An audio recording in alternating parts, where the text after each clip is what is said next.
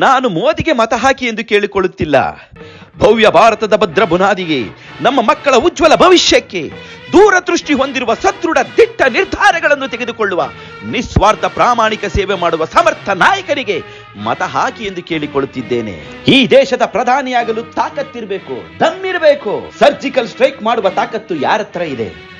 Article 370 ರದ್ದು ಮಾಡಿ ಕಾಶ್ಮೀರವು ಭಾರತದ ಅವಿಭಾಜ್ಯ ಅಂಗವನ್ನಾಗಿ ಮಾಡುವ ತಾಕತ್ತು ಯಾರತ್ರ ಇದೆ?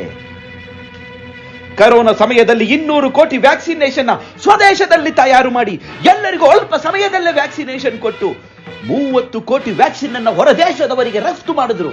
ಆ ತಾಕತ್ತು ಯಾರತ್ರ ಇದೆ? ಚಂದ್ರಯಾನದಲ್ಲಿ ವಿಶ್ವದಲ್ಲೇ ಮೊದಲ ಬಾರಿಗೆ ದಕ್ಷಿಣ ಧ್ರುವದಲ್ಲಿ ವಿಕ್ರಾಂತ್ ಉಪಗ್ರಹವನ್ನು ಇಳಿಸಿದ್ರು. ಆ ತಾಕತ್ತು ಯಾರತ್ರ ಇದೆ? ದೇಶದಾದ್ಯಂತ GST ಜಾರಿಗೆ ತಂದ್ರು. ಆ ತಾಕತ್ತು ಯಾರತ್ರ ಇದೆ? ರಷ್ಯಾ ಮತ್ತು ಉಕ್ರೇನ್ ಮಧ್ಯೆ ಯುದ್ಧ ನಡಿಬೇಕಾದ್ರೆ ಯುದ್ಧ